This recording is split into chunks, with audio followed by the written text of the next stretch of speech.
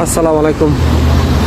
Hunger station food ডেলিভারিতে যে ভাইয়েরা কাজ করেন তাদেরকে আজকে একটু মর্মান্তিক ঘটনা শোনাবো এবং খুব সতর্ক হওয়ার জন্য আজকের এই ভিডিওটা। দেখুন, আজকে আমি একটা অর্ডার নিয়ে গেছিলাম এই ফয়সালিয়ার দিকে। ওখানে যাওয়ার পরে আমি কাস্টমারকে কল করি, কাস্টমার বলছে যে আসবে। ততক্ষণ আমি এখানে বসেছিলাম। তারপর একটা গাড়ি আসলো, আইসা বললো যে এখানে কেন খাড়াইছাস?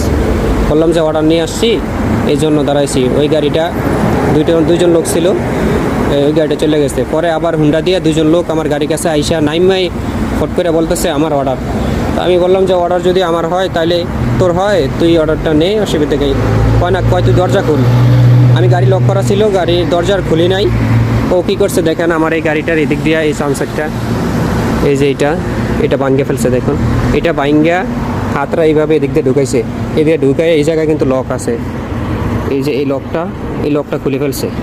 লকটা খুলে দরজাটা খুলে গেছে। আমি গাড়িটা ফট করে টান দিয়েছিলাম, তখনই কিন্তু হ্যাঁ এই সানসেটটা ভাঙ্গা হাতরা ঢুকাইয়া মানে গাড়িতে লটকে যায়, গাড়ির ভিতরে বসছে। বইসা আমার এখান থেকে আমি টান দিয়ে একটা দোকানের সামনে চলে গেছিলাম। ওখানে যাওয়ার পরে তাই দেখেন এই যে আমার ড্রয়ার খুলছে, এখান থেকে টাকা মুট করে বাইর করছে। এখানে আমার টাকা ছিল, বুঝছেন, এই জায়গায় আমার টাকা ছিল, টাকাগুলো মুট করে বাইর করছে। একটা নোট নিচে পড়ে গেছে, দেখেন এইভাবে রয়েছে। আমি খুব ভয় পেয়ে গেছিলাম, বুঝছেন। এই ভয় পাইয়া পরে এখন ভিডিওটা করতেছি। এখানে টাকা পড়ে রয়েছে। তারপরে আবার আমার এই ড্রয়ারে টাকা ছিল, এইখানে টাকা ছিল, এইখানতে টাকাগুলো নিয়ে গেছে সবগুলো। দেখেন এটা খালি। আসলে তখন আমি ভয়ে ছিলাম, ওই সময় ভিডিও করি নাই। আর ভিডিও করলে হয়তো আমার তারা ক্ষতিকর নইলে, কারণ আমি তাদের তখন ভিডিও করতে পারি নাই। তো এখানে কিন্তু এই ধরনের ঘটনাগুলা অনেকেরই হয়েছে আমাদের বন্ধু বান্ধবের মধ্যে। কিছুদিন আগে আমার এক বন্ধুর এরকম হয়েছে, টাকা ফুটুকা সব নিয়ে গেছে, অর্ডারটাও নিয়ে গেছে, টাকাটুকু নিয়ে গেছে। তো আমার এই দরজাটা খুললা কিন্তু এভাবে এই ঘটনাটা আমার সাথে করছে।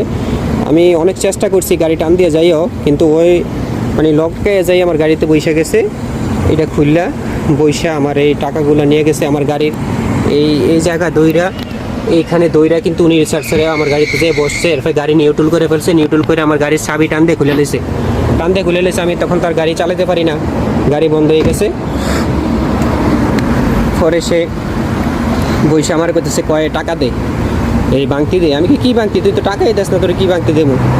কয়ে বাংতি দে, টাকাটি দে। আমি কই দেখ আমার সাথে অল্প টাকা আছে, এইগুলা আমি কাস্টমারকে দেওয়া লাগে, পরে টাকাটি দেয়। পরে এই ডয়ারগুলো খুললে কিন্তু আমার কাছ থেকে টাকাটা নিছে। তো এইভাবে কিন্তু অনেক এই বাংলাদেশি, ইন্ডিয়ান, পাকিস্তানি অনেক ভাইয়েরা কিন্তু প্রতারিত হয়। আপনাদের সতর্কতার জন্য আজকে কিন্তু আমার এই ভিডিওটা মূলত করা।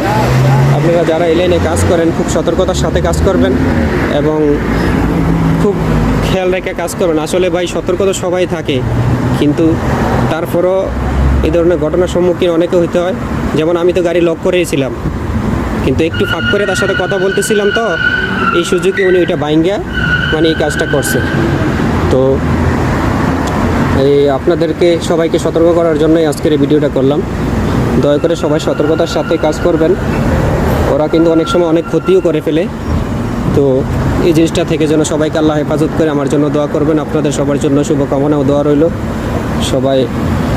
সবাইকে যেন আল্লাহ তাআলার রহমতের ছায়া তলে রাখে এবং হেফাজত করে। আমরা প্রবাসী মানুষ, প্রবাসে সবাই আসে সবাদের প্রয়োজন এবং ফ্যামিলির চাহিদা মেটানোর জন্য, ভালো কিছু করার জন্য, ভবিষ্যতে ভালো থাকার জন্য। আল্লাহ তাআলা যেন সবাইকে কবুল করে, নেক হায়াত দান করে। সবার জন্য দোয়া, আমার জন্য দোয়া করেন। আপনাদের এই সতর্কতার জন্য আজকের এই ভিডিওটা করা। তো ভালো থাকবেন সবাই, সুস্থ থাকবেন। আল্লাহ হাফেজ।